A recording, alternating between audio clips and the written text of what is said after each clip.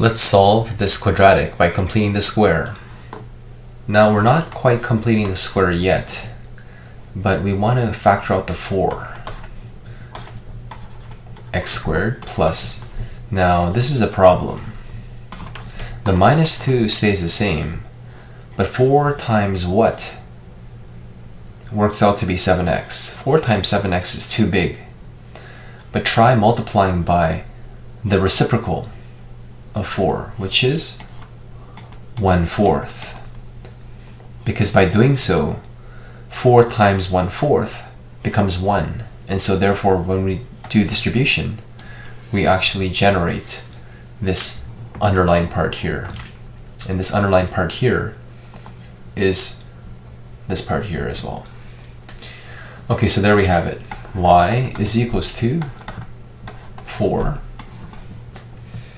And we have a nice long line here. X squared plus 7 over 4x minus 2. Let's really focus on this double underline part here, because now this is the part we're going to actually complete. We're going to complete the square. We'll leave everything else alone. And we're going to focus on this part here. Okay, so now we're completing the square. This green underlined part becomes this part here. Make it a bit longer, make it squared. We copy down the x, x times x is x squared. And you take half of the coefficient. What is half of this? It's going to be positive 7 over 8. Now we're almost done completing the square. Remember that there's always a minus sign after this part here. Minus what? It's going to be minus this number all squared. So if you want to erase this, let's just focus on the side here a little bit. That's 49 over 64 because you squared the top and bottom. Okay, so I replaced it with this part here. And now we're going to do distribution. 4 times this, 4 times this. Okay, 4 times this remains the same. 4 times this fraction, work it out on your own. It's going to be 49 over 16.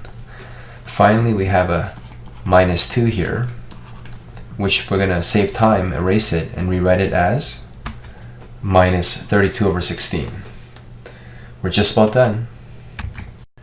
Okay, so we subtracted these two fractions and we got negative 81 over 16. And by the way, this reveals the vertex.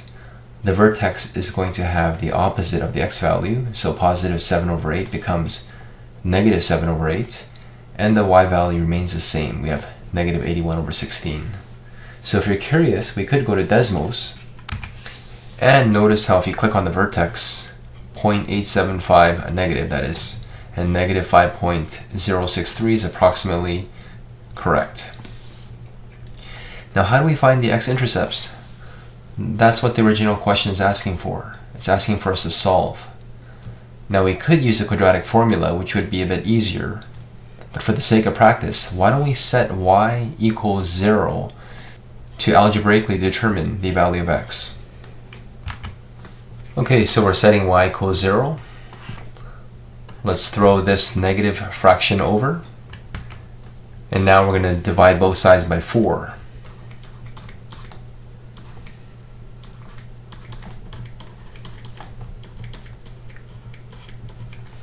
And now we're going to take the square root of both sides.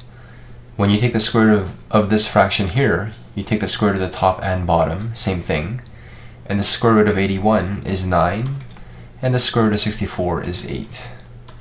And when you take the square root, make sure you take the plus minus values. And when you square root something squared, that square goes away.